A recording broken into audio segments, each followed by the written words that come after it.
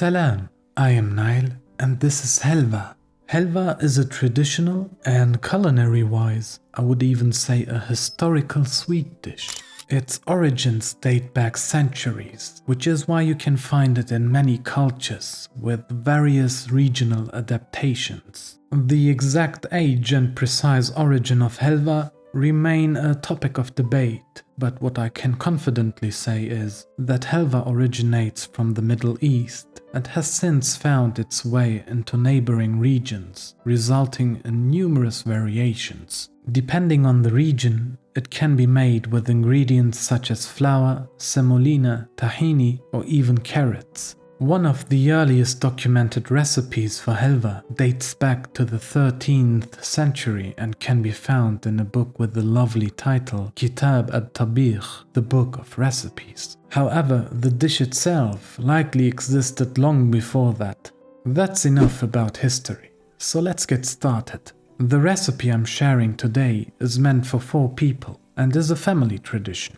Our family recipe is prepared with flour and features a special ingredient, grape molasses. Grape molasses is essentially concentrated grape juice, a kind of grape syrup. We'll sweeten the Helva with our grape molasses. Many recipes typically use a simple sugar syrup for this purpose, which is usually made by mixing equal parts of water and sugar and is called Sharbat. We are going to modify our Sharbat a bit, giving it a delightful sweet and sour grape flavor. By the way, this is a common practice and not unique to our family, just to clarify that and prevent any misunderstandings. So let's go ahead and prepare our Sharbat so we won't be in a rush later. I've got 100 milliliters of grape molasses, 100 grams of sugar and 100 milliliters of water. All these ingredients are now placed into a pot and heated until the sugar dissolves, while stirring occasionally. That's how easy it is to prepare Sharbat in advance. Now onto the main part, which demands a pinch of patience, attention, and some endurance in your arms.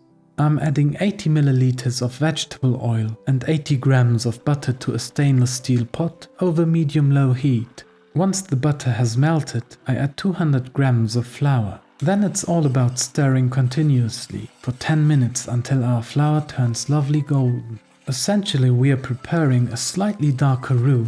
This step serves as the foundation of this dish and brings out many of the typical characteristics of a good Helva. If the roux is done correctly, the flour gradually takes on a warm golden hue, sheds its natural flowery taste and aroma, and instead develops a hearty nutty flavor.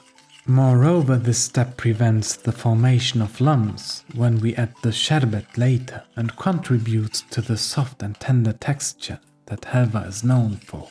Anyone who has ever prepared a sauce with a roux, such as a bechamel sauce, is familiar with the thickening properties of a roux, and we'll make use of these properties in a slightly altered manner.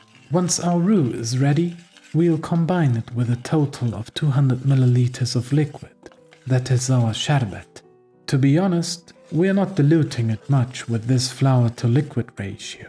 That's intentional. Our aim is to achieve a final product with a delicate granular consistency that doesn't resemble the sticky cohesive texture of dough, but can be spooned like pudding. The longer you saute a roux and let it darken, the more it loses its gluten structure and thickening capability. Really, not much happens during this time besides stirring. Quick cut. It's been 10 minutes since we started the roux, and it has almost the color I'm looking for. Another 2 minutes have passed, and we're slowly reaching the end. At this stage, I'm adding small pieces of chopped walnut. Toast them together for an additional 3 minutes, and our roux will be set for the Sharbat.